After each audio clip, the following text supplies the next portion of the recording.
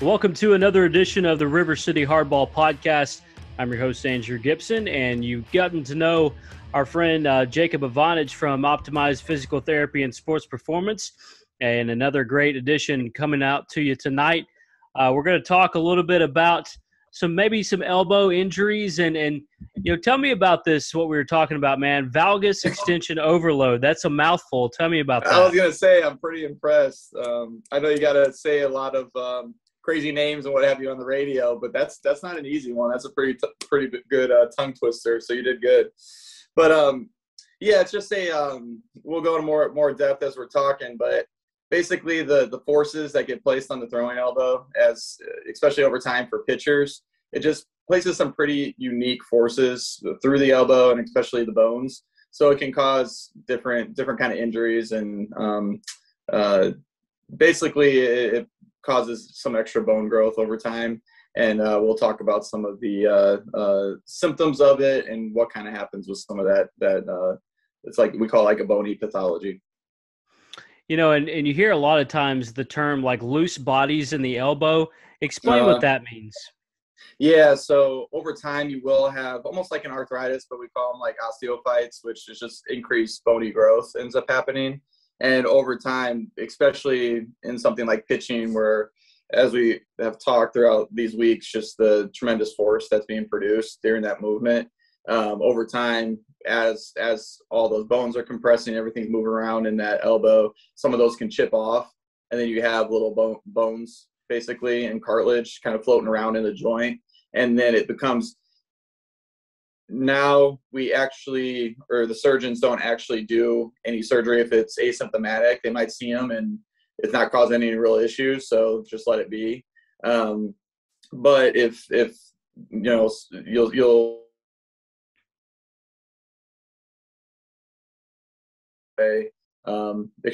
some pretty good pain with throwing and moving your elbow. So when those things start happening, then that's when they look into really taking those out, and having the surgery to remove the bones. So this sounds like, to me, like a wear and tear type of injury. Is that correct? Yeah, it is. So part of what ends up contributing to it. So yes, throwing over time, throwing repetitively. Like I had said, one thing that's a little bit more common that people might be able to associate it with is, say, like a heel spur, how over time people develop that extra growth on their heels. That's from the constant tugging of that Achilles on the heel. So same kind of thing with this, when you're throwing and you have the constant kind of compressive forces on the elbow, it'll build up bone over time. And just when it chips off, it becomes an issue. Something else that has been found to be a link is if you do have a little bit of laxity in your UCL ligament, that can cause extra laxity and movement in that joint as we're throwing, because you don't have the same tension on that ligament to keep that from happening. But also, once again, if you have some of these extra bone growths, it's not an issue if you're not symptomatic. So even if you have a little bit of that laxity in the elbow and you're not having any symptoms, but they go on a radiograph or an x-ray and see that, you have some of this bone formation, they don't remove that just because it is kind of an adaptive change too, where your body, with those forces, is building up bone growth, which is actually creating some stability. So in the past, when they took out those bones because they thought it was an issue, it actually ended up creating more movement again in that elbow. And a large portion of those guys down the road, I think it was within 2 years, actually ended up having Tommy John surgery because they didn't have the bone supporting as much. So it's basically, are we having symptoms? And if we are, what do we need to do? And if we need to have the surgery because you're symptomatic, then we end up having it. So this is this is fairly common for pitchers. I know we discussed offline, and we'll bring it up now.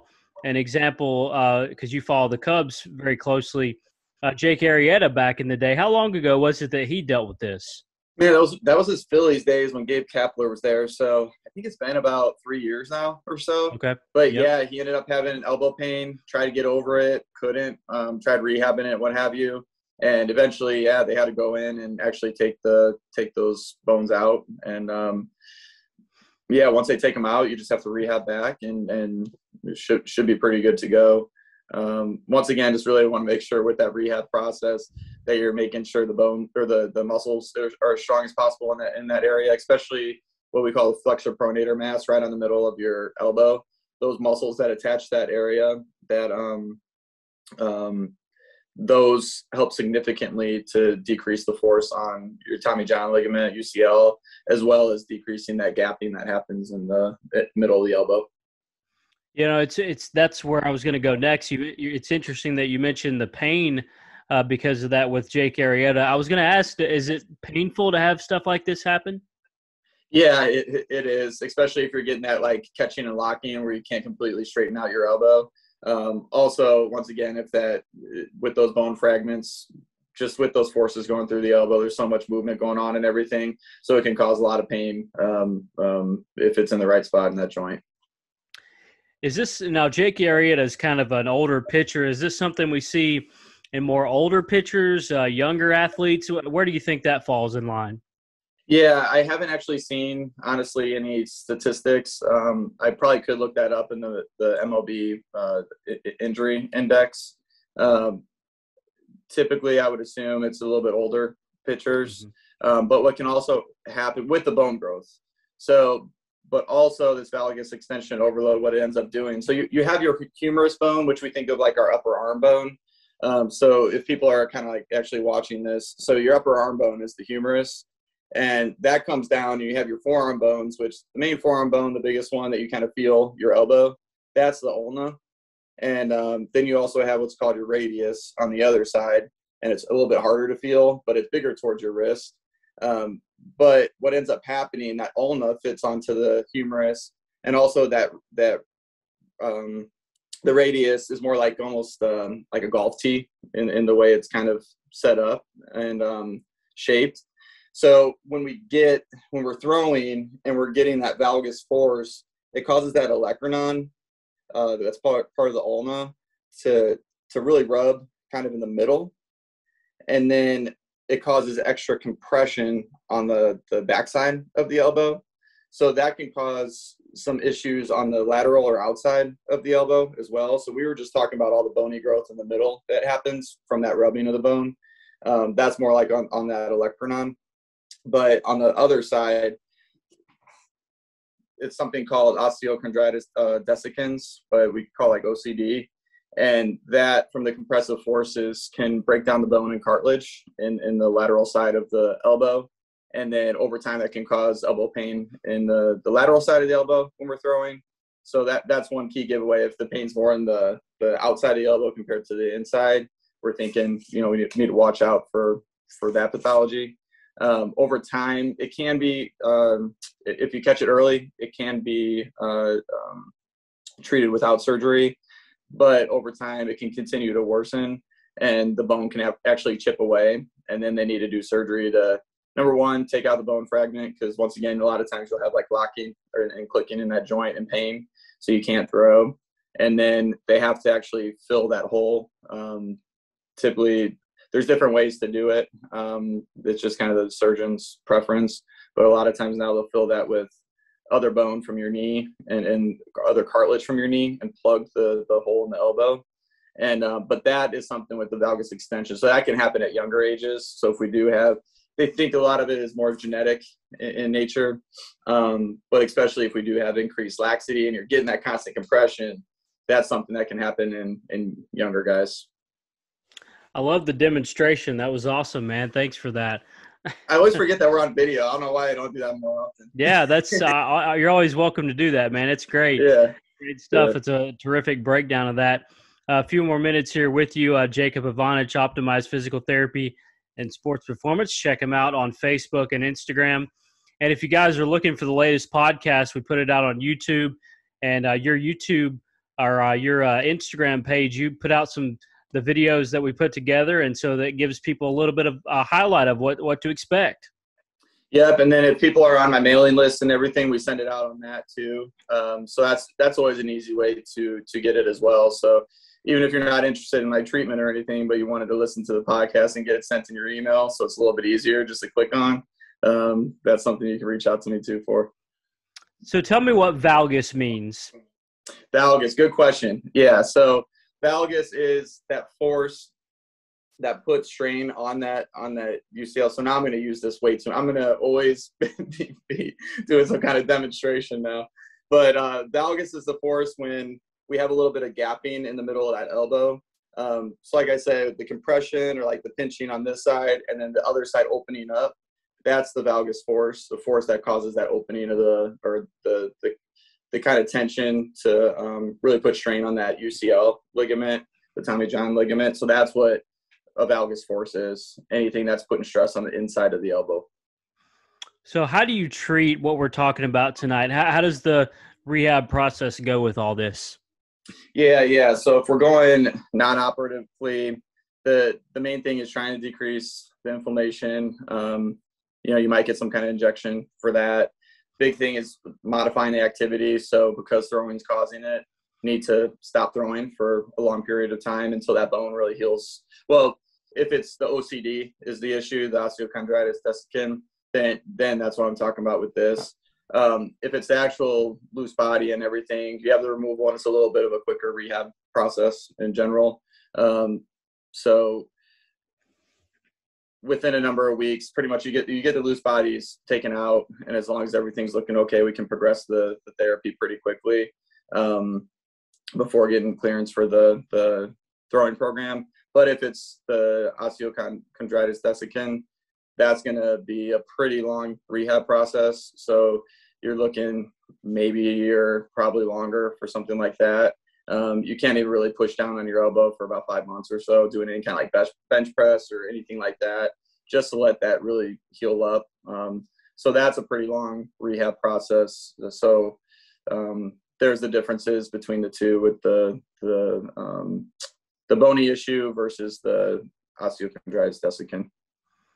So I asked a minute ago if this was painful. I think I got my answer on this during your explanation. For sure. Yeah, it's definitely something you don't have to deal with, right? No, yeah, absolutely not. And with all this too, so when we're talking about the loose body removal, anytime we're removing anything, that rehab process is a lot quicker just because that isn't supposed to be there. But if we have to repair something, that's when we have to really let the body heal and what have you. So that's why taking a loose body out of the elbow, you're going to be out for a certain period of time. You're going to have to rehab to make sure everything's real strong again. And a big part of that, as we were talking about, is, of course, making sure your shoulder's strong, but really working those muscles around the elbow as well, and figuring out if there's any throwing mechanic issues that were kind of leading to some of this too. So that's something we need to look at and actually work on during the rehab process as well. But yeah, anytime we're repairing something, it's just such a longer healing process. How do you know if you have loose bodies in your elbow? Is it like a clicking thing when you throw? How does that work? Yeah, so you'll have the pain. You will have the clicking and catching and locking. That's when it's an issue, is when you're actually getting the locking, so you can't actually completely move the elbow through the motion that you typically would. And then, the pain is the big thing. So seeing a decrease in, your throwing velocity and what have you, command, all that kind of stuff, just because that pain and everything going on in the elbow. So those are kind of the similar typical symptoms. By the way, you knew I was going to wear my Brave shirt, right? That's going to be something I'll wear. I meant to say something about that right away when we got on. I'm going to have to start wearing my Cubs stuff again, but we don't have a whole lot to cheer about. So well, I'm just so fired up still, man. So the Brave social media accounts, like all they've been doing the last couple of days is just like, sending out videos. Here's every strikeout that Tyler Matzik had in the World Series against the Astros for the Braves. So it's been the ride is just going to keep on going, and I love it for sure. Final moment that we have with you tonight. Tell us about Apex. Tell us what you guys are doing with this.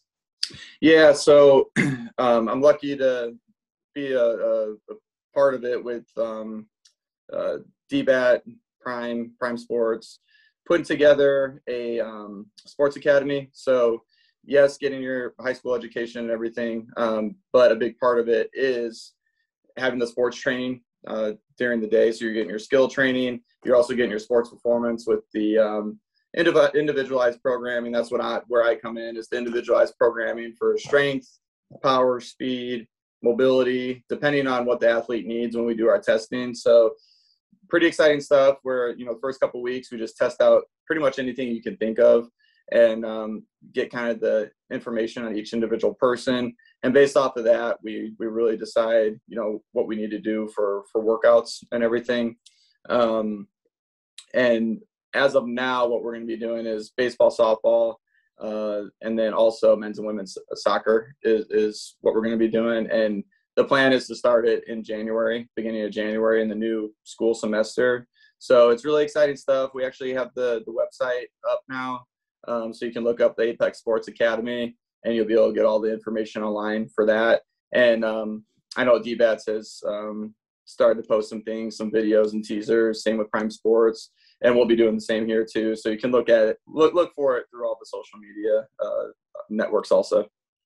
Very exciting stuff happening around Jacksonville, and it's very exciting to see all this coming together for you guys, DBAT, Prime Sports, Optimized Physical Therapy, Sports Performance. It's all coming together, man. This is great to see. It is. And no, like you said, it's just exciting I think all of us just really want to see this area thrive, and it's not something that we have to the degree that we think we should have in this area. So we're trying to do it the right way. And like I said, just really individualize things for each kid so they can reach their max potential.